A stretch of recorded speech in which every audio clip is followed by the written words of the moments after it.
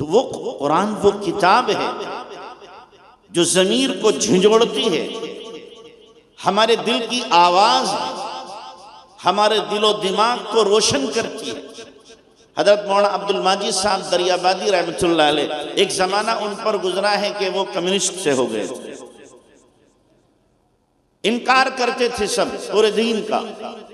اکبر الہ آبادی سے ان کے تعلقات تھے، تو اکبر الہ آبادی صاحب ایک مرتبہ ملے، کہنے لگے ماجد صاحب آپ عربی ادیب ہیں، آپ نے کبھی قرآن بھی پڑھا ہے؟ تو کہا اس میں کیا رکھا قرآن میں؟ کہ نہیں میں اس لیے نہیں کہہ رہا ہوں یہ اللہ کا قرآن سمجھ کے آپ پڑھیں، اللہ کا کلام سمجھ کر آپ پڑھیں، میں اس لیے کہہ رہا ہوں اس میں عربی ادب بہت اچھا ہے، آپ عربی ادب سمجھ کر آپ اسے پڑھیں، بہت سے آپ کو مضامین، بہت سے الفاظ اور بہت سے کلمات آپ کو ادبیہ ملیں گے، بلاغت ملے گی، آپ ذرا دیکھیں تو اسے کہ ٹھیک ہے دیکھوں گے۔ چنانچہ مولانا عبد المجید دریابادی رحمۃ اللہ علیہ کہتے ہیں میں آیا، جوتا پہنے ہوا تھا، قرآن اٹھایا بغیر وضو کے اور لیٹ کر یوں قرآن پڑھ رہا ہوں سینے پہ رکھ کے، تھوڑی دیر پڑھا اٹھ کے بیٹھ گیا، ارے اس میں تو بہت کچھ ہے، پڑھتا رہا۔ کچھ دنوں کے بعد پھر مولانا عبد المجید دریابادی سے ملاقات ہوئی، تو مولانا پوچھا بھائی آپ نے قرآن پڑھا تھا؟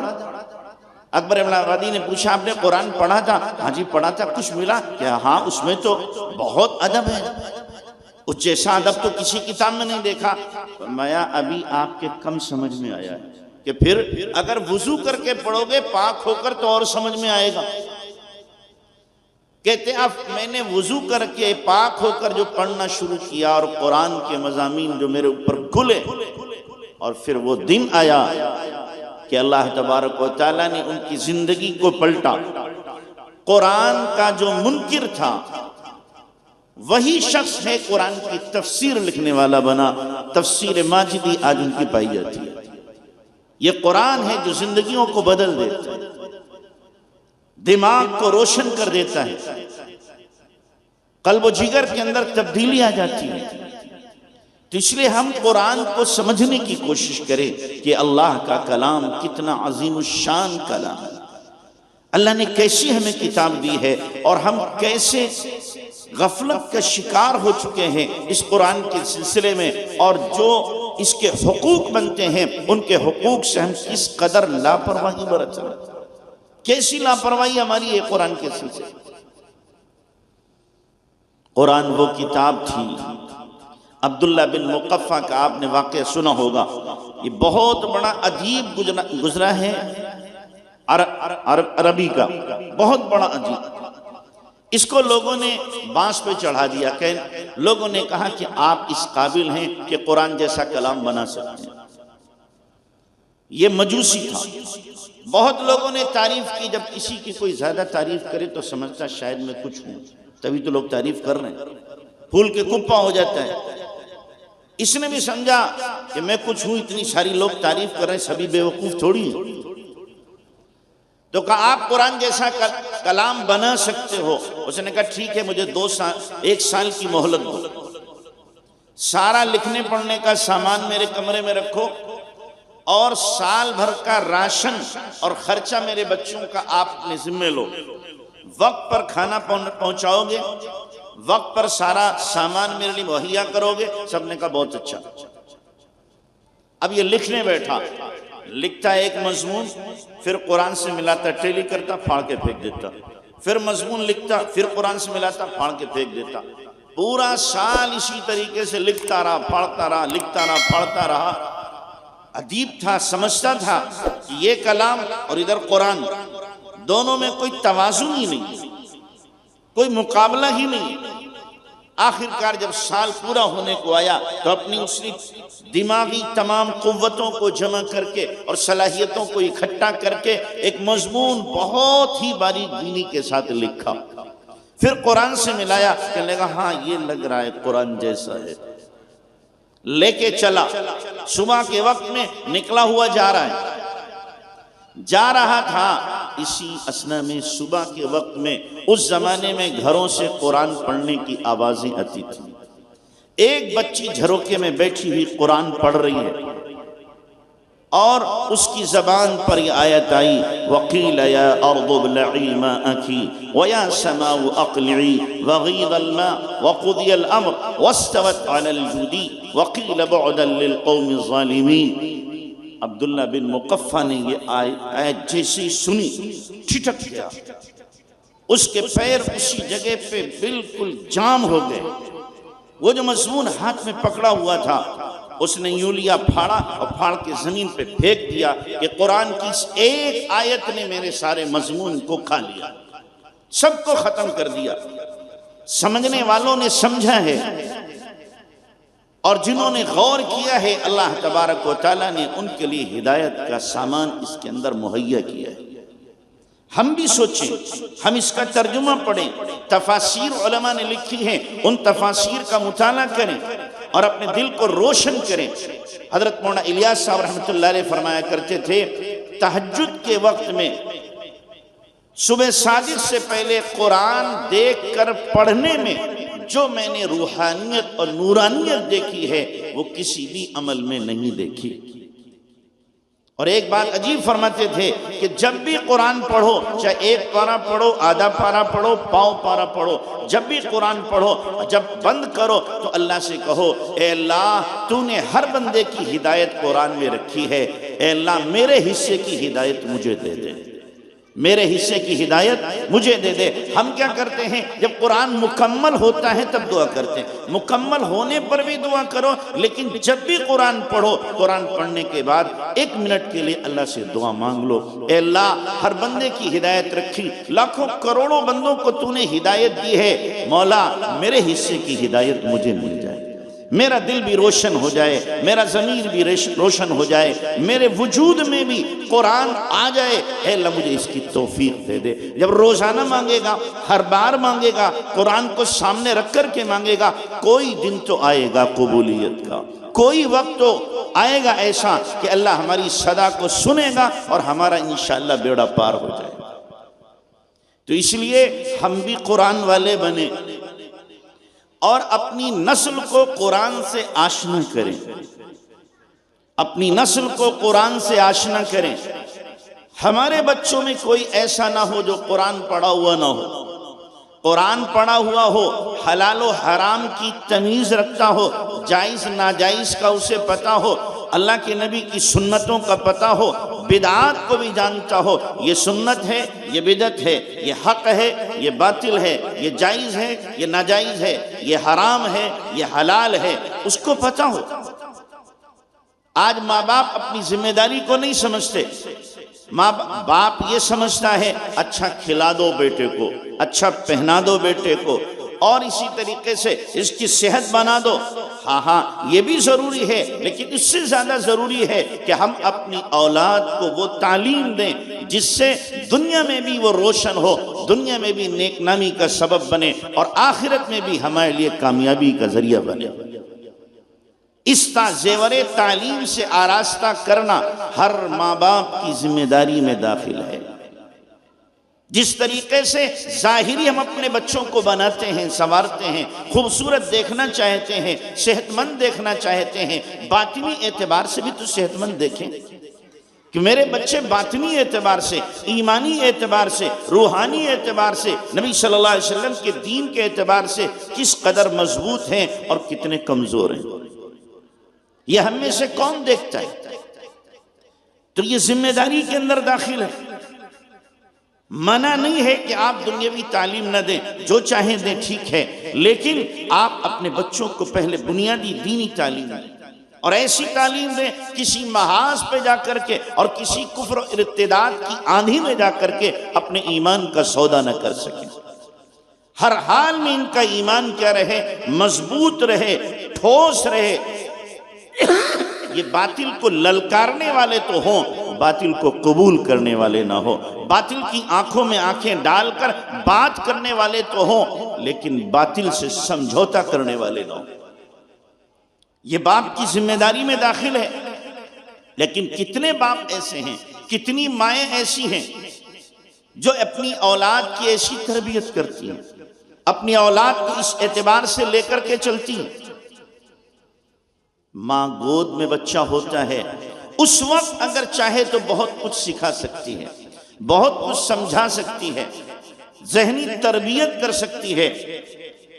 لوگوں نے، علماء نے بھی کہا، بڑے بڑے لوگوں نے بھی کہا، بچے کی تربیت 7 سال تک یا 9 سال تک ہے۔ جب یہ 7 اور 9 سال کو ہو گیا، تربیت کا آدھے سے زیادہ اس کا وقت گزر گیا، اب تربیت بہت کم ہوگی۔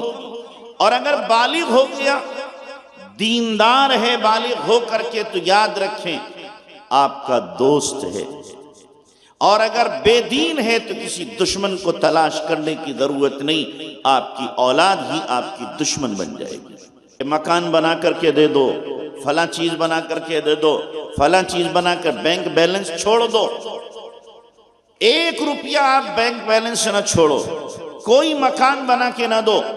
ان کو اگر آپ نے زیور علم سے آراستہ کر دیا ہے، تہذیب سلیقہ اخلاق آپ نے سکھا دیے ہیں، دنیا کے کسی کونے میں چلے جائیں گے، کبھی بھی یہ ذلیل و رسوا نہیں ہوگا۔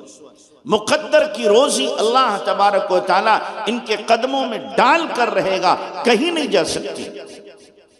آج لوگ اپنی نسل کو بے دین کیوں بناتے ہیں؟ اسی لیے تو بناتے ہیں کہ جناب اگر ملا بنیں گے تو کھائیں گے کہاں سے؟ مسجد کے امام بن جائیں گے، کسی مدرسے کے مدرس بن جائیں گے یا مؤذن بن جائیں گے، ان کی روزی روٹی کا مسئلہ آئے گا۔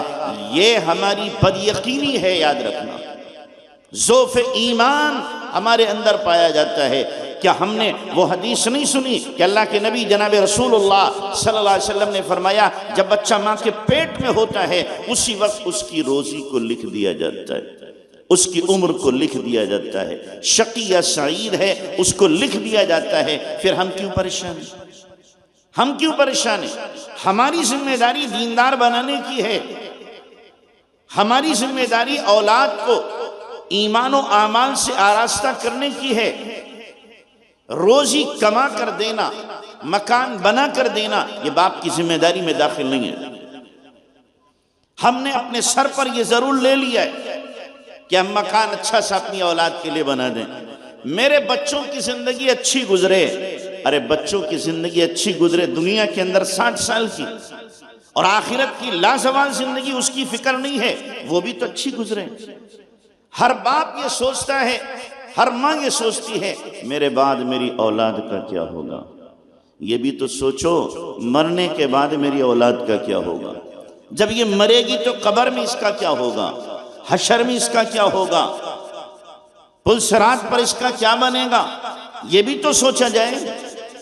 دنیا کی چند روزہ زندگی کے لیے تو ہم 24 گھنٹے فکر مند رہتے ہیں ہماری اولاد کس طریقے سے زندگی گزارے گی، لیکن وہ لازوال زندگی کبھی نہ ختم ہونے والی، اس کے لیے کتنے لوگ فکر مند ہیں، کتنے لوگ فکر کر رہے ہیں۔ تو اس لیے وہ زندگی ایسی ہے جس کو ہمیں بنانے کی ضرورت ہے۔ میں ایک جملہ کہا کرتا ہوں، کسی قوم کو اگر مارنا ہو تو بموں کی ضرورت نہیں ہے، اسے جاہل چھوڑ دو وہ مر گئی۔ کسی قوم کو ترقی دینا ہو اس کو علم کے زیور سے آراستہ کر دو، وہ خود ترقی پا جائے گی۔ جہالت یہ سب سے بڑا عذاب ہے اور عجیب مصیبت ہے کہ جس قوم کو سب سے پہلے پڑھنے کا حکم دیا گیا تھا آج وہی قوم سب سے زیادہ ناخواندہ ہے۔ جس کی وحی کی ابتدا اقرا سے تھی، پڑھو، وہی قوم آج سب سے زیادہ ناخواندہ۔ مسلمانوں میں سب سے زیادہ شرح جو پائی جا رہی ناخواندگی کی پائی جا رہی ہے، دوسری قومیں زیادہ پڑھی لکھی۔ تو یہ جہالت جو ہمارے اندر پنپ رہی ہے اور جہالت کو جو ہم اپنے لیے سمجھ رہے ہیں کہ فیشن ہے، یقیناً ہماری تباہی اور بربادی کی علامت ہے۔ ہم اپنے بچوں کو دینی علوم پہلے دیں، اس کے بعد آپ جو پڑھانا چاہتے ہیں، جس لائن میں لے جانا چاہتے ہیں آپ لے جاؤ اور سب سے اوپر پہنچاؤ، کون منع کرتا ہے؟ آپ انہیں ڈاکٹر بناؤ، انجینئر بناؤ، پروفیسر بناؤ، IAS بناؤ، PCS بناؤ، جج بھی ہو، وکیل بھی ہو اور اسی طریقے سے دیگر عہدیدار بھی ہو، کون منع کر رہا؟ لیکن ساتھ ساتھ میں دیندار ہو۔ کیسے ہو؟ دیندار ہو، یہ لازم ہے کہ دیندار ہو۔ جہاں جائیں اپنی چھاپ چھوڑیں۔ ایک بچہ ہماری جگر کالونی میں، اس نے پڑھا، داڑھی کے ساتھ تھا، کرتے پاجامے کے ساتھ پڑھنے جاتا تھا، پھر اس نے سی اے کا کورس کیا، سی اے کیا، آسان نہیں ہوتا، ہم نے دیکھیں 6 7 مرتبہ سی اے پاس کرنے کے لیے بیٹھتے ہیں، فیل ہو جاتے ہیں۔ وہ پہلی مرتبہ سی اے کے کورس میں پاس ہو گیا۔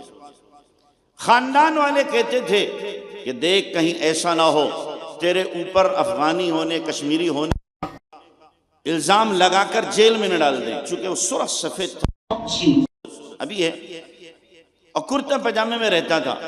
خاندان والے کہتے تو کیا کرے گا؟ وہ سی اے ہوا، اس کے بعد ابھی نوکری نہیں لگی، مجھ سے کہنے لگا، میں ایک مرتبہ ٹیوشن پڑھاتا تھا، کہنے لگا ایک مرتبہ میں نے قرآن کھولا، علم نشرہ پڑھی، تو اس میں جب اس لفظ پہ گزرا ان مع العسر یسرا فان مع العسر یسرا، کہ میرے آنسو نکلے، بہت دیر تک روتا رہا، اور میں نے اللہ سے دعا کی کہ اللہ نوکری لگے تو مجھے مثال بنا دے میرے خاندان والوں کے لیے۔ کہہ رہے ہیں کہ ویکنسی نکلی ہائیڈل میں، تو میں نے بھی فارم بھرا اور لکھنؤ میں انٹرویو دینے گیا، ہزاروں لوگ موجود تھے، ہر ایک سے انٹرویو لینے والا 5 سے 7 منٹ انٹرویو لے رہا، کہ میں کرتے پاجامے ٹوپی میں گیا، مجھ سے انٹرویو لیا اس نے 55 منٹ، تلک داری تھا، 55 منٹ انٹرویو لیا، کہنے لگا مجھے یقین ہوا میرا نمبر تو آئے گا نہیں، اتنا لمبا انٹرویو اور ایسا آدمی لینے والا، لیکن جب لسٹ آئی کہنے لگا دوسرا نمبر میرا تھا، دوسرا نمبر میرا تھا۔ پھر جب کا نمبر آیا تو پوچھا کہ تم کہاں رہو گے، یہ نہیں کہا تمہیں فلاں جگہ تعینات کر دیا گیا، کہاں رہو گے؟ کہ مراد آباد، کہ مراد آباد بہت بڑا ہے، مراد آباد کی کون سی برانچ میں رہو گے؟ جو سب سے گھر سے قریب تھی میں نے اس کا نام لیا اور اسی میں مجھے جوائن کر دیا۔ کہنے لگا ایک دن مجھ سے کہ آپ اجازت دیں تو کم سے کم مہینے میں 3-4 لاکھ روپیہ رشوت کے میرے پاس آتے ہیں، میں لے کر کے غریبوں کو دے دیا کروں۔ میں نے کہا یہ تو ایسے ہی ہو گیا جیسے کہ مالدار کے یہاں ڈاکہ ڈالو غریبوں کو دے دو، یہ کہاں سے جائز ہو جائے؟ تو اس کے پاس 3-4 لاکھ روپیہ رشوت کے آتے تھے ہر مہینے، لیکن کہتا میں نے کبھی ہاتھ بھی نہیں لگایا ان لفافوں میں، ہاتھ بھی نہیں لگایا کہ یہ نہیں، یہ تم آپس میں بانٹو جا کر کے، میں ان کو ہاتھ نہیں لگاتا۔ اس کا اثر یہ تھا کہ بڑے آفیسر بھی اس کے پاس آتے تھے مشورہ کرنے کے لیے۔ ہم چاہتے ہیں ہمارے مسلمان بچے ایسے ہوں، ایسے مسلمان بچے ہوں کہ دیندار بھی ہیں اور جس ڈپارٹمنٹ میں جاتے ہیں وہاں اپنی چھاپ چھوڑتے ہیں اور بتاتے ہیں کہ مسلمان ایسا ہوتا ہے، ایمان والا ایسا ہوتا ہے۔ ایمان والا کہیں پر بھی جا کر کے دنیا کی لالچ میں اور پیسوں کی لالچ میں اپنے ایمان کو نہیں بیچتا، اپنی غیرت کا سودا نہیں کرتا، بھوکا مرنا تو گوارا کرے گا، حرام کا لقمہ اس کے منہ کے اندر جائے یہ گوارا نہیں کرے گا۔ یہ اسی وقت ہوگا جب ہم نے اپنے بچوں کو یہ تعلیم دی ہوگی، یہ تربیت کی ہوگی۔ اس تربیت کی ضرورت ہے، ہم اپنے بچوں کی ایسی تربیت کریں۔ کرو گے بھائی انشاءاللہ؟ تو قرآن سے میری آپ حضرات سے گزارش ہے کہ روزانہ کم سے کم اپنے گھر میں صبح کے وقت میں قرآن کی تلاوت کو لازم کرو۔ میں اکثر جگہوں پہ یہ بات کہتا ہوں کہ دیکھو صبح فجر کی نماز آپ جب پڑھنے جاؤ، سارے گھر کے لوگوں کو، جو 11 سال کی عمر سے اوپر کے بچے ہیں، بچیاں ہیں، جو بھی ہیں، سب کو بیدار کرو، سب کو بیدار کرو، اور جو بچے ہیں اپنے ساتھ مسجد میں لے کے جاؤ، جو گھر میں خواتین ہیں ان کو یہاں مصلی پر بٹھاؤ کہ تمہیں یہاں نماز پڑھنا ہے، اور اگر خطرہ ہے کہ آپ کے جانے کے بعد پھر سو جائیں گے، سب سے کہوں وضو کرو، میرے سامنے وضو کراؤ، مصلی پر بٹھاؤ، اس کے بعد آپ جاؤ۔ اشراق مسجد میں مت پڑھو، اگر گھر میں آپ کے تلاوت نہیں ہوتی مسجد سے فرض پڑھ کے سیدھے گھر پہ آؤ، سب کے ہاتھ میں قرآن دو کہ تلاوت پہلے ہوگی، پہلے تلاوت کرو۔ تلاوت آدھا پارہ، ایک پارہ جو تلاوت کی گئی، تسبیح دو ہاتھ میں، استغفار کی، درود شریف کی، تیسرے کلمے کی تسبیح پڑھو، یہ معمول پورا ہو جائے، روح کی غذا ہو گئی، اب جسم کی غذا کے لیے ناشتے کی تیاری کرو۔ کرو گے بھائی انشاءاللہ؟ سارے لوگ کریں گے۔ اللہ ہم سب کو عمل کی توفیق عطا فرمائے۔ وآخر دعوانا ان الحمدللہ رب العالمین۔